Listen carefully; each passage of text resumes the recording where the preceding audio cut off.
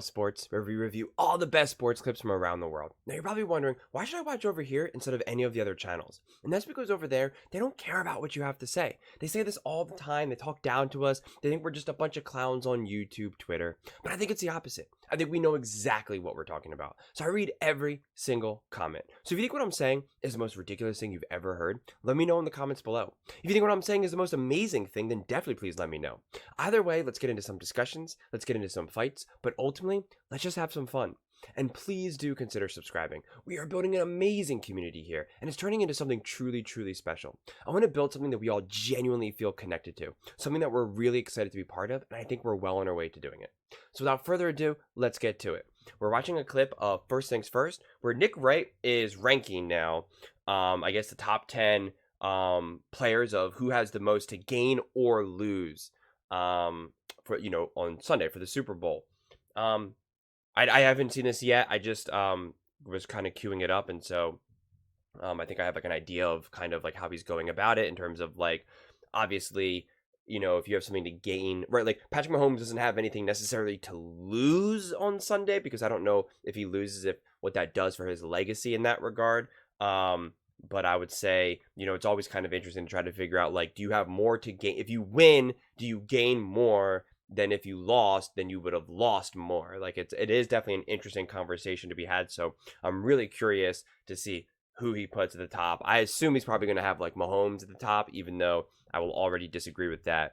I'm curious to see where he puts like Purdy, Debo, McCaffrey, Shanahan, like Reed, any of these other people. I don't know if there's any coaches on there, but let's find out. Number 8 most to gain, Christian McCaffrey. Oh, so top 8.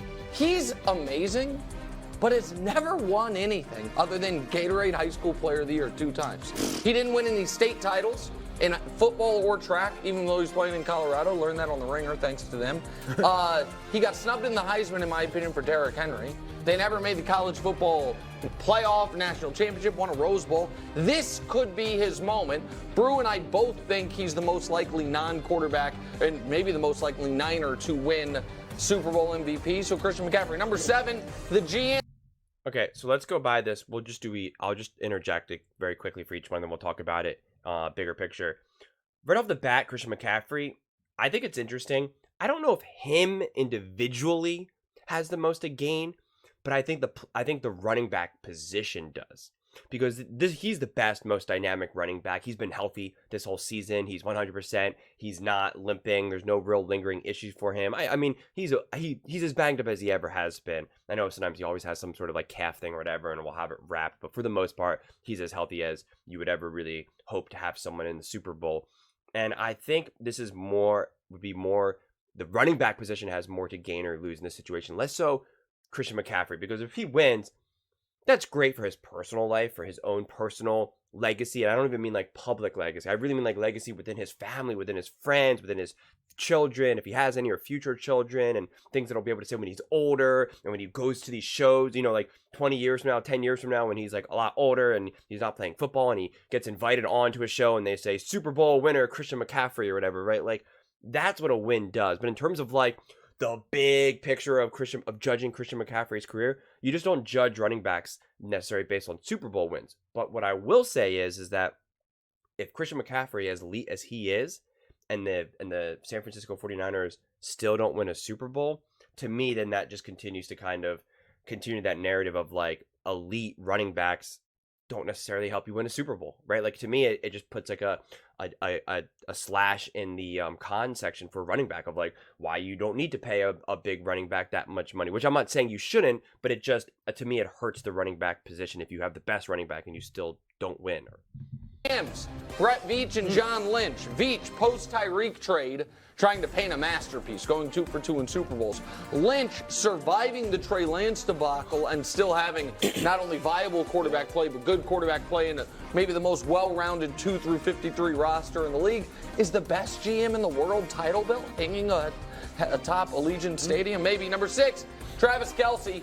He would supersede the best tight end discussion and start to enter who are the best weapons in NFL history? Who are the best? I also think, again, these winning Super Bowls with this context, with the Chiefs, with Patrick Mahomes and Andy Reid, everyone gives credit to Kelsey, but they don't see him as like the reason or the leader. He's part of the puzzle, right? That's why, again, we only count Super Bowl wins for coaches and quarterbacks, whether right or wrong. That's the way it always is, right? Like, off the top of your head, would you really know how many Super Bowls, I don't know, just name random players, it's like the only reason why you would even know is because they typically have only won with one team. And so, this team has only won one Super Bowl. This team has won 2 Super Bowls with this, Emmitt Smith or something. But like, people know right off the bat immediately, Eli Manning, 2 Super Bowls, Peyton Manning, 2 Super Bowls, Tom Brady, obviously 7. Like, you just know these things like right away. You don't know these things right away for like Travis Kelce. Again, you know it only now because it's been recent history, because it just essentially just happened, right, in the last 5 years or so. So it's a little bit different. But so a Super Bowl himself, I just don't know if that really moves it. Because if he loses, you're going to say he's not the best weapon, or he's not one of the best weapons in the in NFL history, or one of the best tight ends. And if he wins, and you will say it, like it depends. Like, if he has this insane game where he balls out for like 200 yards, 2 touchdowns, right, it's just real big, I just think Kelsey in a lot of ways will always be attached to Patrick Mahomes, not unlike Gronk is to Tom Brady, right? Like, it's just like, we all know Tom Brady loved Gronk, and we all know Patrick Mahomes loves Kelsey. That's just the way the nature of the tight end position is. Best non-quarterback offensive players. You look at Travis Kelce's career compared to a Emmitt Smith, those types of things. And so that's what he does with this, and he's already on the very short list of all-time playoff performers. Number 5, Brock Purdy. It guarantees that he is the long-term starter. It vindicates his biggest supporters, and it might shut up his loudest critics. Number 4. The most to gain, Brock Purdy. No way. He should be way higher. I actually think he probably has, not probably, he has the most to gain, Brock Purdy here. Because if he wins a Super Bowl, he will do something that only 2 other quarterbacks have ever done. And I don't even think Tom Brady's one of them. I forget who the 2 are. I think one of them is, oh my God. I can't think of his name right now. The Rams quarterback, Kurt Warner. And I forget who the other one is, right? The first time with your first season as a starting quarterback.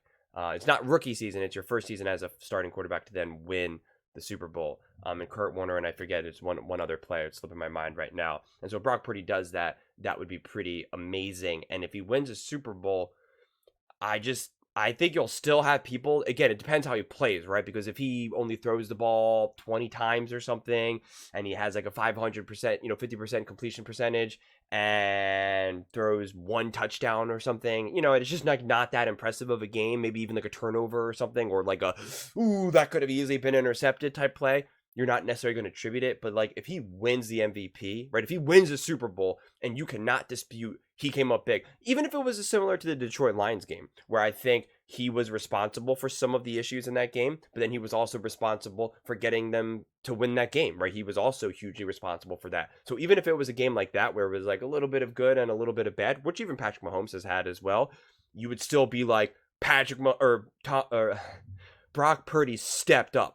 Right? Did you see that throw he made in the 4th quarter? Did you see him scramble and run for 20 yards? Did you see how he sacrificed it? Like, you wouldn't be able to deny that. And you're talking about doing it now, not in the regular season, not even in the NFC Championship game, which is still a big game, but it's obviously not the Super Bowl. And so I think if he actually can have big moments in the Super Bowl, you would then, he would just have to, you would have to consider him to be a great quarterback. There's just no way you could argue against it. So I think he has the most to gain, quite honestly. And if he loses, I think the people that have already hated him will continue to just not like him, and the people who really love him will just say this was his first full year as a starter. Why do you expect him just to go off and win? Even Patrick Mahomes struggles in Super Bowls. So Andy Reid joins Gibbs and Walsh as the only coaches with 3 Super Bowl rings. Belichick, of course, sitting atop with 6. Chuck Noll with 4. He also, catching Bill Belichick becomes possible. He's 44 regular season wins away. Right now, 6 playoff wins and would be just 3, I understand, Super Bowl wins away. And he would be only behind Bill Belichick already he is in Super Bowl appearances. No other coach has more than 5. Number 3, Kyle Shanahan. It vindicates everything about him, his approach, his entire tenure in San Francisco. Shanahan doesn't need any vindication at all, quite honestly, because if you can't see that Shanahan is elite and an amazing coach, I can't help you there. It takes time. It's not easy to win a Super Bowl. Andy Reid is there. Nick Wright is literally saying Andy Reid is going, potentially going to be one of the, the best head coach in the history of the NFL, and can even pass Bill Belichick one day. And yet it literally took him 19 years to win a Super Bowl. So why does Shanahan need to do it in like a third of that time to be vindicated? I don't see it. I understand that you want him to win and you'll get antsy if he doesn't, but that's ignorance from my viewpoint. That if you're a fan, because I've already seen some fans for 49ers fans, and some of them obviously love Shanahan, and some of them are like, Shanahan, he can't win this or he can't do this, and they were calling him out, and I'm just like, dude, you guys should be so grateful that you have Shanahan as your coach, because right now the 3 best coaches are Andy Reid, Shanahan, and Sean McVay. And now Harbaugh is entering the NFL. So, I mean, you are so lucky to have those coaches that you can just really trust that they are going to get the offense right. So I don't think Shanahan needs it. I think if he loses, yes, people will talk about it, but that's just what people do. That's just what fans do. Everyone gets anxious. Even Andy Reid got fired, and understandably so at the time. But Shanahan is young.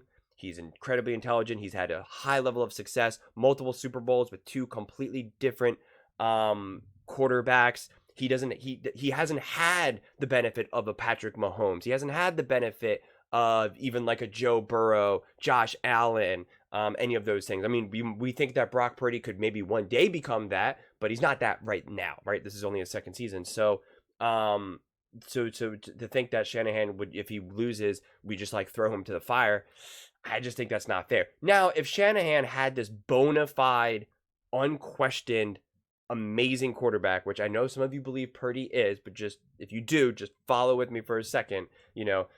If he had, again, the quarterbacks that I just mentioned, these bona fide blue chip quarterbacks that we see as elite of elite of elite, then you could say, oh my God, how did you just lose this Super Bowl? You have Patrick Mahomes, but even Andy Reid lost a Super Bowl with Patrick Mahomes. Not only did he lose, he got walloped. And he almost lost to both the Eagles and almost lost to the 49ers. And it took Patrick Mahomes' magic. It literally took Patrick Mahomes' magic to make that, to overcome those and to win those games. It literally took Patrick Mahomes to be the Patrick Mahomes, a.k.a. future GOAT. And so we're expecting someone like a Shanahan just to be able to just do that easily. It's like, okay, well, if Purdy shows that he's capable of doing that, then sure. But otherwise, I don't know why we're just, putting that all on him. Him, in my opinion, even with McVay in the young coach power rankings, if you will, of Andy Reid and Belichick. Belichick now obviously out of the league. And to me, Kittle? It erases a lot of the kind of scar tissue from 2019. Number 2, me. This one's obvious. We started the year with never a doubt. We never had a doubt, and I get to be the rightest man in sports media once again after a down 2023. Remember, Reuters called me the most accurate sports pundit 2022. Yeah. And number 1, of course, Patrick Mahomes. He has again, let's say Nick Wright, and I'm not going to linger on this too much because I've said this at length. Whether the Chiefs end up winning the Super Bowl, it does not prove that Nick Wright is indeed right. You can win so many different ways, and again, you're betting on the Chiefs, Patrick Mahomes, Andy Reid, Kelsey. Like, those are good bets to make. Those are not bad bets. You're talking about, the best to ever do it, or one of the best to ever do it. So those are good bets. There's not a lot of nuance in just blindly picking the Chiefs again and again and again.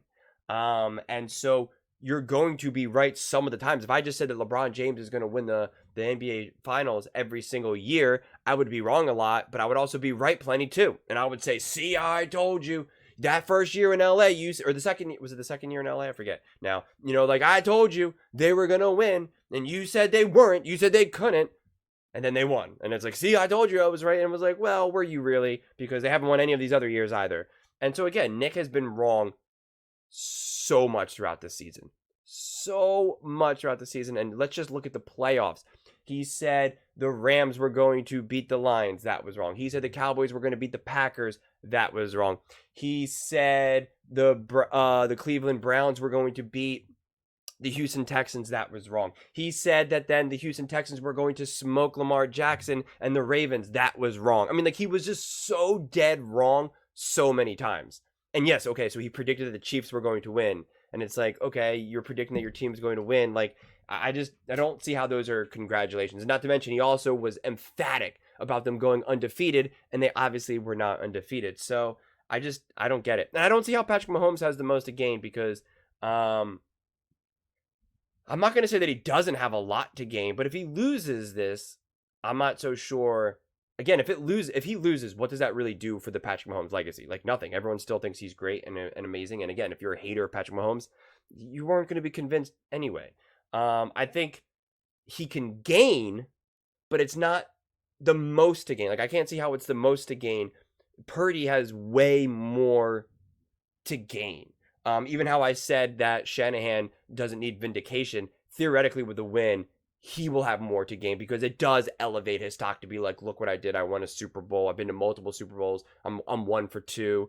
But at the same time, and that's why someone like a McVay, if McVay wanted to retire, they're already willing to pay him like $200 million for like a TV contract or something, right? Shanahan, I think if he wins a Super Bowl, he now probably has that opportunity too, where like Amazon Prime or whatever would be like, hey, we'll pay you $200 million. Come on, go do this. So I think in that regard, he has something to gain. But I just think, like, I'm just struggling to see how Mahomes really has the most to gain in this situation. He has some to gain, right? It's not like he has nothing to gain from winning, of course, but the most to gain, I'm not seeing it. Wins like Tiger in 2001 or Gretzky in 1984, where he is now only chasing ghosts and the record books, where he has also entered the discussion.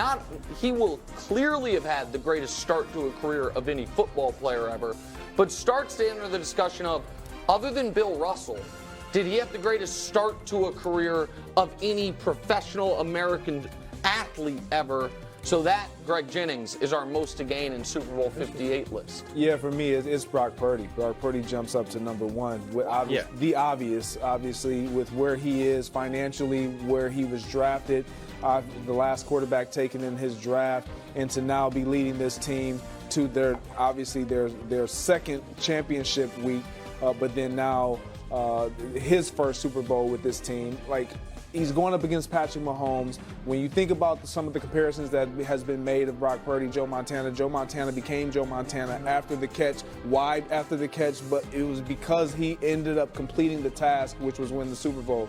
Brock Purdy has an opportunity to do that with the drive he had against Green Bay, obviously the comeback against the Detroit Lions and all the things. So for me, all the scheme that Kyle Shanahan has put together, if it works, it's because of that guy. If it doesn't work, it's probably going to be because of that guy. So he has the most to gain, obviously the payday being number one. And when you get paid in this league as a quarterback, and a lot of us doubted who he is as an elite quarterback, we would not be able to argue the case of all that we've argued this season about why Brock Purdy is not the future of this team and an elite quarterback. Yeah, and I mean, that's why Nick Foles has had such a long starting career. Brew, go ahead. No, I totally agree with Greg. I think Purdy should be number one. He wins this. I don't know what you're going to say about him. Negative. I would move McCaffrey up, though. I think McCaffrey should be 5. I'd have Purdy number 1. I think McCaffrey should be 5 because there already might be whispers about maybe he's a Hall of Famer. If they win this Super Bowl and he's a driving force in the game, I think now it's like, because look, you're going to wonder about running backs going forward because they aren't putting up the numbers. They don't get the carries that they used to get. So that's interesting. 2 years, he's over 2,000 yards, from scrimmage. 4 seasons, the 4 years he's been healthy, he's rushed for over 1,000 yards. And Remember Terrell Davis? Yeah. Only 4 really good years in his career, but 2 of them ended in Super Bowls. So I'm not saying he would be a definite Hall of Famer. I'm just saying now it's like, okay, you start thinking this guy might be a Hall of Famer if he continues to play well. Yeah, I don't think so. I'm glad you said that part at the end. I don't think winning that, even if It he would is make him a Super Bowl definite, MVP, he's not all of a sudden already stamped in. But it would be, and I think the point that you make that we might have to start looking at the same way we have had to look at wide receiver numbers and almost put a deflation on them. You know what I mean, for the era? Yeah. I do wonder if running backs, if we might have to look at it less about what they're on. Okay, he just admitted that you have to put like a deflation on it on wide receivers because everything is so inflated. But then he uses Patrick Mahomes' numbers and tries to compare them to what Tom Brady did in the beginning of his career and doesn't give that acknowledgement at all. So again, those are always the inconsistencies that drive me crazy, that he can be very nuanced when he wants to be, but when it's an argument that he's trying to make and it's not convenient for him, he leaves that nuance out the door. So you got to be consistent. He wants to talk about that. He's always so consistent, and he's clearly not. And I will never not highlight that as long as I'm doing this. But what do you guys all think? What did you think about that list? Do you think Nick Wright has it indeed right, or do you think other people should be up there? Do you think Brock Purdy should be up there, number 1 or lower? What do you think Patrick Mahomes has to gain or lose? What about Christian McCaffrey, Shanahan, anyone up there, or any player that's not up there at all? Please let me know in the comments below. Please don't forget to subscribe, and please don't forget to give this video a thumbs up, as it really helps with the visibility and the algorithm. Thank you so much, and see you next time.